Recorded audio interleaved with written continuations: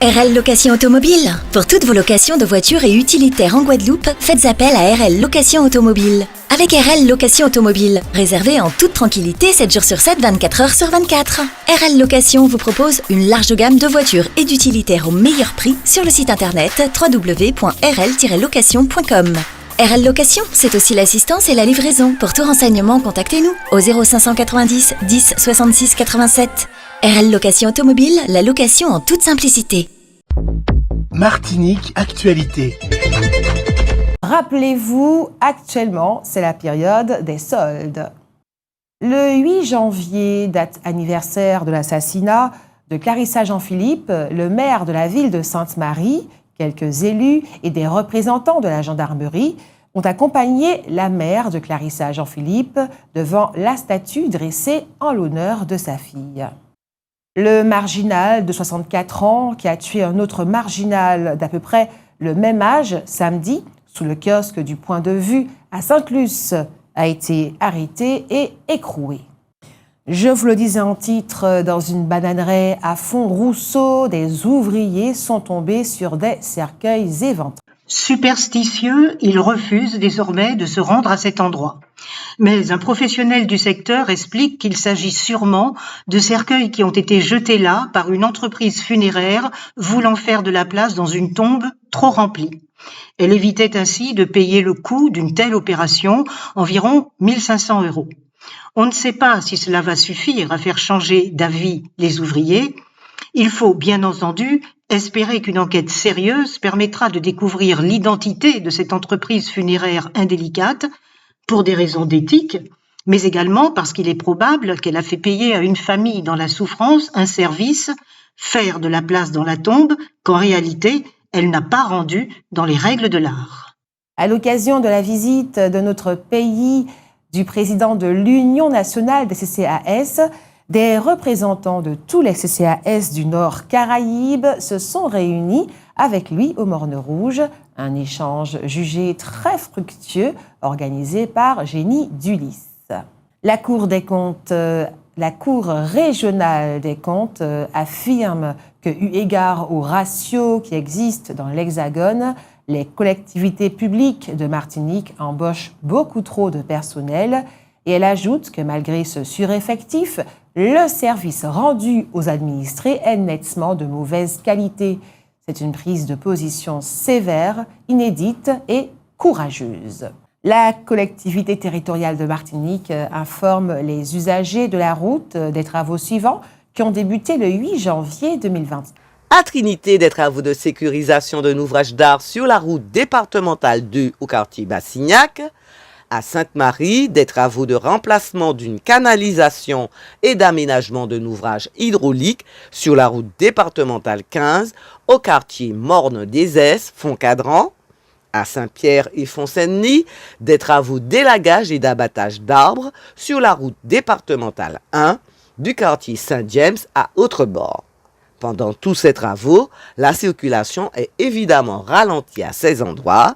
Ils vont tous avoir lieu de 8h à 15h. Le talentueux peintre martiniquais Hector Charpentier propose actuellement Visage de femme à l'Atrium, une fort belle exposition à ne rater sous aucun prétexte. Sous l'égide de Marie-Félix Moncaillard, marraine de l'événement, le comité carnaval saléen organise l'élection du carnaval 2024. Reine-mère, reine, mini-reine, roi de la Sape. C'est le samedi 13 janvier à 15h au Palais des Sports. Le public aura également l'occasion d'applaudir Albéric Louison, Tendance Évasion, Les Étoiles du Rocher du Diamant et l'association culturelle de Petit-Bourg. Cette manifestation est payante. À la fin du mois de juillet 2023, les arrivées de touristes internationaux dans le monde ont atteint 84% des niveaux d'avant la pandémie. Dans certains pays européens comme la France, le Danemark et l'Irlande, la demande touristique a même dépassé son niveau pré-pandémique. Sur le plan économique, c'est une excellente nouvelle, dont les conséquences risquent cependant d'être désastreuses sur les plans environnemental et social si la tendance se poursuit. De fait, l'été 2023 a été marqué par des vagues de chaleur records dans de nombreuses régions du monde. Or, le tourisme fait partie du problème. Ce secteur génère en effet 10% des émissions de gaz à effet de serre à l'origine de la crise climatique, à tel point que certains préconisent des changements radicaux dans nos habitudes de voyage. Ainsi, le voyagiste Intrepid Travel propose l'instauration de passeports carbone d'ici 2040 afin d'aider l'industrie du tourisme à survivre. Chaque voyageur se verrait attribuer un quota annuel de carbone qu'il ne pourrait pas dépasser. Les déplacements seraient ainsi rationnés. Précisons qu'au niveau mondial, l'empreinte carbone annuelle moyenne d'une personne avoisine les 4 tonnes, mais aux États-Unis, cette empreinte atteint actuellement 16 tonnes par an et par personne, et au Royaume-Uni et en France, 11,7 tonnes. Pour empêcher la hausse des températures de dépasser les 2 degrés, l'empreinte carbone par personne et par an doit passer au-dessous de 2 tonnes d'ici à 2050. Un chiffre qui équivaut à environ 2 vols aller-retour entre Londres et New York. Et certes, les améliorations en matière d'efficacité énergétique réduisent lentement les émissions par passager, mais quels que soient les efforts déployés, ils seront contrebalancés par la croissance du trafic aérien. Certains pays européens commencent à prendre des mesures pour réduire les voyages en avion. En Belgique, depuis cette année, les passagers des vols court courrier et des avions les plus anciens sont soumis à des taxes plus élevées afin d'encourager d'autres formes de voyage. La France a, quant à elle, interdit les vols intérieurs court courrier lorsque le même trajet peut être effectué en train en 2h30 ou moins. L'Espagne et l'Allemagne pourraient prendre prochainement des mesures de ce type.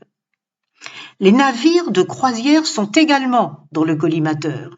Ils rejettent 4 fois plus de gaz sulfurique dans l'atmosphère que l'ensemble des 291 millions de voitures en circulation en Europe. Or, ces rejets de gaz provoquent des pluies acides et des affections respiratoires. En conséquence, depuis 6 mois, les bateaux de croisière n'ont plus le droit d'accoster dans le centre-ville d'Amsterdam. Une initiative qui a fait ses preuves ailleurs, puisque l'interdiction faite aux grands navires de croisière depuis 2019 d'entrer dans les eaux de la ville a permis à Venise de réduire la pollution de 80%. Le rapport d'Intrepid Travel souligne également que le changement climatique aura bientôt un impact sur les lieux visités. Plusieurs agences de voyage ont signalé une augmentation sensible des réservations de vacances vers des destinations européennes plus fraîches, comme la Scandinavie, l'Irlande et le Royaume-Uni pendant la saison haute de l'été 2023. Et des destinations du monde entier, de Barcelone à la Riviera italienne en passant par l'Everest, appellent déjà à limiter le nombre de touristes pour lutter contre la foule et la pollution. Demain, jeudi, le 11 janvier, la bibliothèque Georges de Vassoine à Lens-Madame, à Schœlcher, organise une rencontre littéraire avec Madame Pascale Dambeau autour de son livre « La chauve qui sourit ». C'est le récit autobiographique d'une femme qui souffre d'alopécie, c'est-à-dire qu'elle est chauve. Depuis 43 ans, la commune de Bellefontaine organise une rencontre de ses administrés du 3e âge autour de galettes, le jour de l'Épiphanie. C'est l'occasion également de déjeuner dansant. Dimanche, 600 personnes ont participé à cet événement. Les chauffeurs de taxi martiniquais sont en colère. Ils ont décidé de se mobiliser contre les taxis marrons qui sévissent tant à l'aéroport que sur le port. Il s'agit de particuliers qui abordent les touristes et leur proposent de les véhiculer. Les taxis marrons interviennent également en ville. Il s'agit donc d'une concurrence particulièrement déloyale. Certains chauffeurs font remarquer qu'ils ont dû payer fort cher leur licence, près de 100 000 € parfois. Ils payent également des impôts, alors que les marrons qui ne paient rien peuvent parfois casser les prix, mais aussi faire payer plus cher à des touristes peu au courant des prix normalement pratiqués. En Martinique, il y a environ 600 artisans taxis. O-News Radio sur outremernews.fr.